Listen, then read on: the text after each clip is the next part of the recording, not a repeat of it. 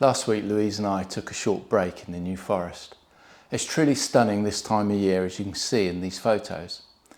This week I want to try something a little bit different. Here's one of the pictures that we took while we were there. For me, there's something uniquely meaningful about pausing to soak in the beauty of God's creation. So for the next 30 seconds, I'll stay quiet and I'm going to invite you to focus on this scene. Take in the colours, reflect on how long the tree has stood, and spend a moment with your own thoughts.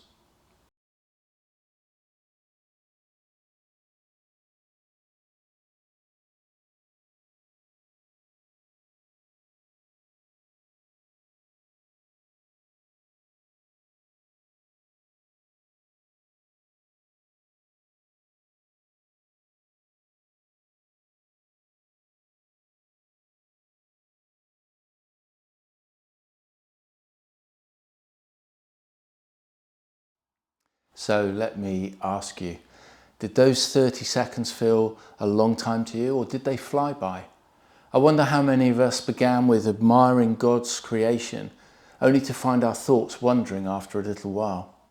Maybe to things that are bothering us, or perhaps it's the day's to-do list.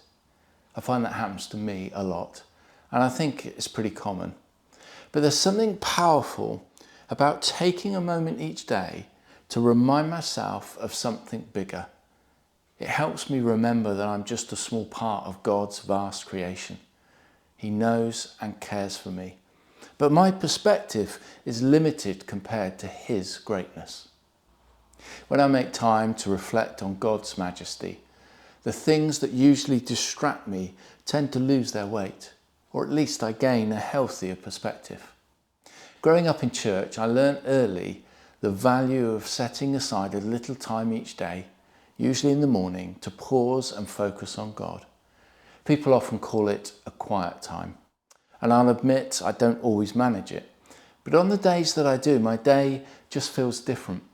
Starting with a reminder of who I am to God, His great power and His majesty, the creator of all the beauty that I see around me. Somehow that just makes the day go better. And sometimes I even share with God what's on my mind, my worries and my wants, and I don't think He minds that at all. If you haven't tried starting your day this week, perhaps you're still on that journey of exploring just who Jesus is. I pray that those 30 seconds at the start of this short thought gave you a refreshed perspective today, one shaped by a new focus.